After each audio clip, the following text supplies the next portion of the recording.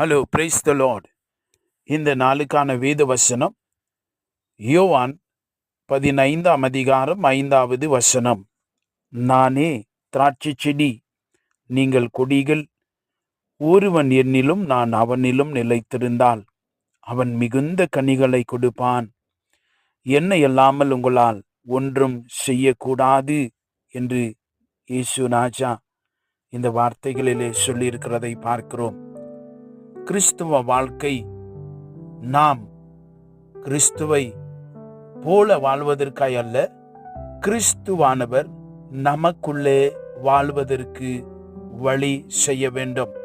Christian life is never designed to live by you, but it is designed to be lived by Christ.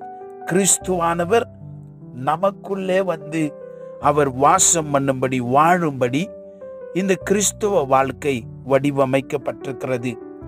அப்பொழுது உதாரணமாய் சாதாரணமாய் சொல்ல வேண்டும் என்று சொன்னார்.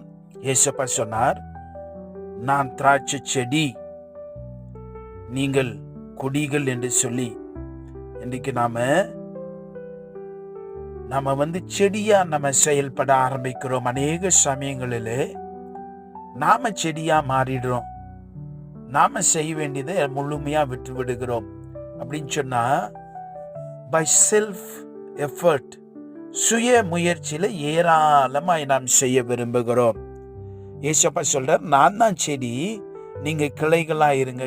கிளை எங்க இருக்கிறது? செடியில அது ஒட்டி கொண்டிருக்கிறது. ஏசப்பா அதைத்தான் சொல்றாரு, கிளை செடியோடு இணைந்திருக்கட்டும். நாம் தேவனில இணைந்திருக்க வேண்டும், பரிசுத்த ஆவியானவரோடு இசைந்து இருக்க வேண்டும். அல்லேலூயா. அப்ப அந்த ஒரு பெரிய ஒரு மாற்றம் என்ன வருதுன்னு சொன்னா, நாம் கிறிஸ்துவை சார்ந்து கொள்ளுகிற பொழுது, when you start depending on Christ, dependency on Christ, கிறிஸ்துவையே சார்ந்து கொள்ளுகிற பொழுது நமக்கு தேவையான எல்லாமே அவரிடத்திலிருந்து வரும். செடி கொடிக்கு எப்படி தேவையான சத்து, நீர் எல்லாவற்றை கொடுக்கிறதோ, கிறிஸ்துவானவரும் நமக்கு தேவையான எல்லாவற்றையும் அவரிடத்திலிருந்தே கொடுக்கிறார். அதான் அவர் சொன்னார், என்னை விட்டுட்டு நீங்க ஒன்றும் செய்ய முடியாது. இப்ப நாம என்ன செய்யறோம்? ஏசப்பாவை விட்டுடுறோம். நாம ஏசப்பா மாதிரி செயல்பட ஆரம்பிக்கிறோம். ஒரு சில நேரத்துல தெரியாமலே அப்படி பண்றப்ப சொல்றாரு, என்னை விட்டுட்டு நீங்க செய்யறீங்களே, நீங்க செடியாய் மாற விரும்புறீங்களே, இல்ல நீங்க கிளையா இருங்க.